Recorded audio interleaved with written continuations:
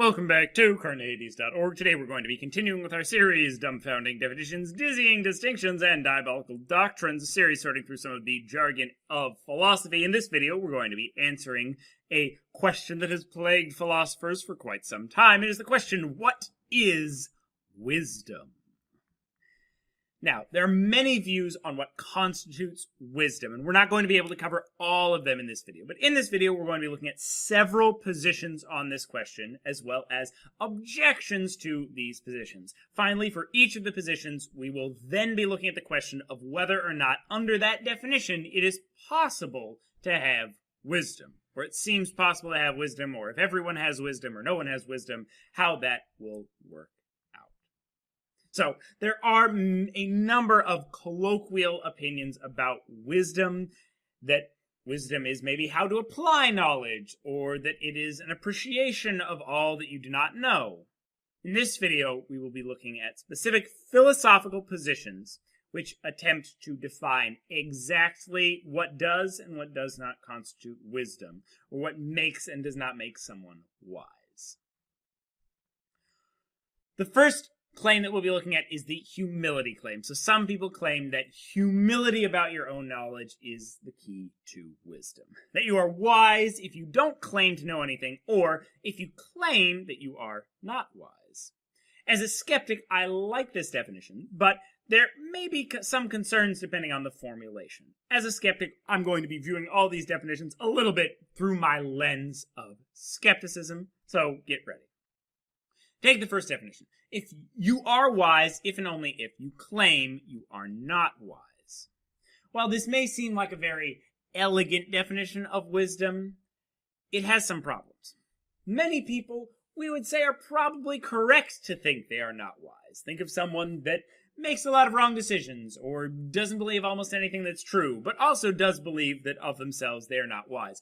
They don't seem terribly wise. Perhaps under some conceptions of wisdom, of the fools being wiser than the wise man, this might apply, but it seems to us that there are a lot of people out there that would not be wise, that could just add this claim or this belief to their toolkit, and that would not make them wise.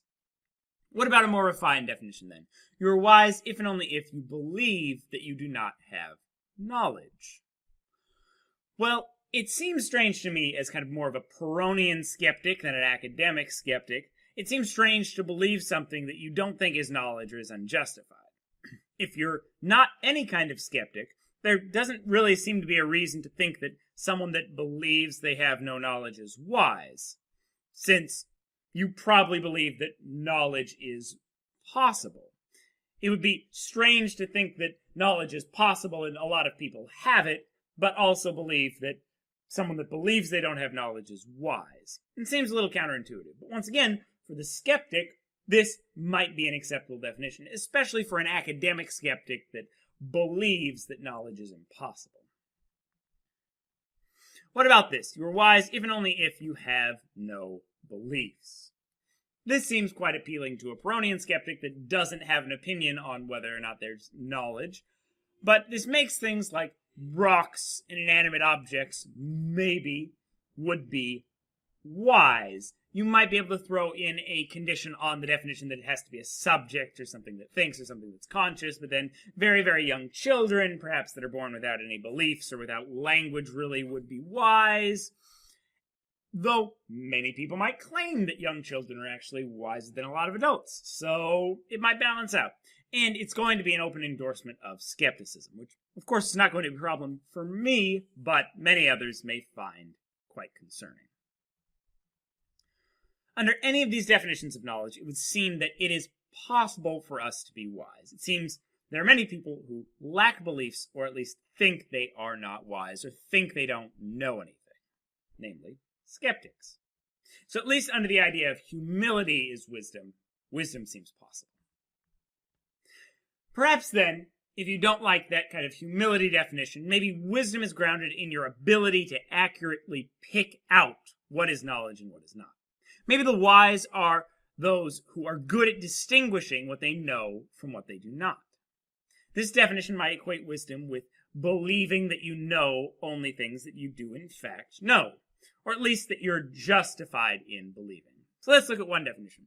You're wise if and only if everything you believe you know is something you actually do know. So if I think that I know there's a pencil on the table, then it is the case, and it must be the case, that I actually do know there's a pencil on the table.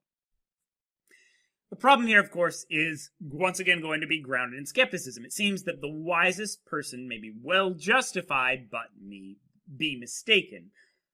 Though the skeptic would claim that maybe this is simply a reason to take this definition and then not believe. Because if we were in a skeptical scenario, we didn't have any beliefs, then anyone that didn't have any beliefs would fulfill this definition, because everything they believe, namely nothing, would be something they actually know.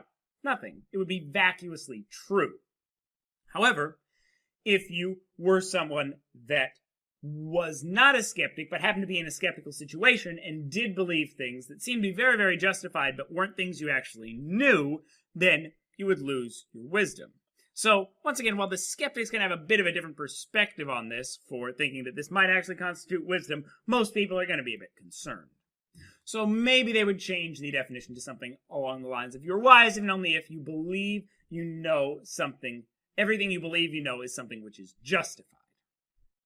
Now, this does seem, once again, to make the skeptic or someone with very few justified beliefs wiser than someone with many beliefs or just a few wrong ones. So, once again, not a problem for a skeptic. This is concerning for everyone else that thinks that wisdom constitutes knowing a lot of things. If maybe you only have one belief that that pencil is on the table, and you know that and it's really, really well justified, you don't necessarily seem wise to a lot of people. Though, once again, the skeptic might debate.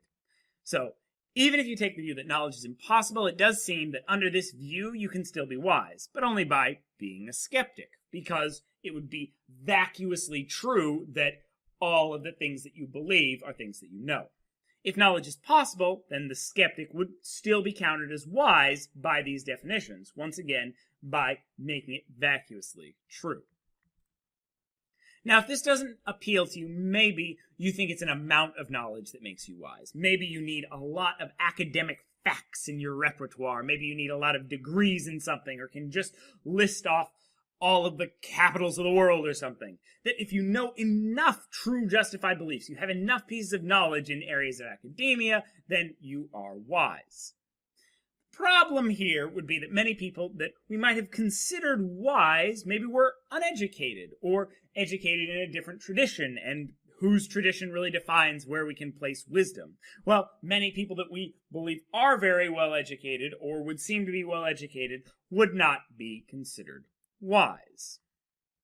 So while most dogmatists might think it is possible to gain knowledge, it seems that the set of people that are wise doesn't always map onto the set of people that are well educated. It seems that those are very different concepts in our minds. So the possibility of obtaining this kind of wisdom is dependent on knowledge being possible. And it seems that knowledgeable and wise are very different things in our understanding of the world. In that case, perhaps wisdom has nothing to do with knowledge, but more to do with living well.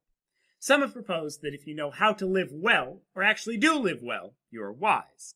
This is something similar to kind of the colloquial definition of wisdom being knowing what to do with knowledge, or how to use it.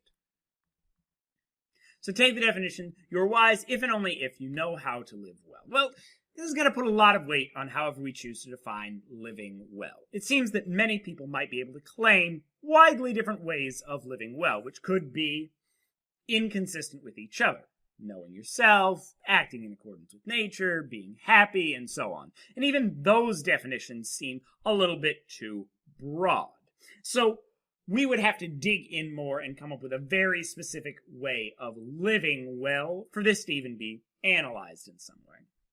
Furthermore, it seems that the wise person would not only know how to live well, but actually do it, which brings us to the next definition. You're wise if and only if you know how to live well, and you in fact do live well. There still rests the question of what exactly is meant by living well. We also need to answer whether someone that does live well, knows how to live well, but has no other knowledge is wise. Someone that just kind of has a very simple life, has maybe the knowledge of how to live well, but doesn't understand large, big, complicated concepts, doesn't have that academic knowledge. Are they wise? Can we really know how to live well? Can we live well if we know how? That all depends on what we mean by living well. Some might argue that there are many people who already know how to live well, and actually do. But there are others who might claim that only God can truly know how to live well. So whether we can have this kind of wisdom could be up for debate, and definitely is going to depend on what we mean by living well. Others claim that wisdom consists in some combination of these and other conditions. That we need knowledge and the ability to live well, or knowledge and a commitment to rationality, perhaps. Still others talk about knowledge of self as true wisdom. There are many different definitions, each with their own champions and their own critics. This video was made possible and suggested by an anonymous donor on Patreon. For a pledge of $10 a month, you too can suggest a video topic and get a shout out when I make the video. What do you think that wisdom is? What makes someone wise? Can we ever be wise? Do you agree with the definitions here? Do you have your own definition that I haven't provided? Or do you think that none of them are good and wisdom is just a concept that's really hard to define? What do you think? Offer your answers in the comments below. Watch this video and more here at Carneades.org and stay skeptical, everybody.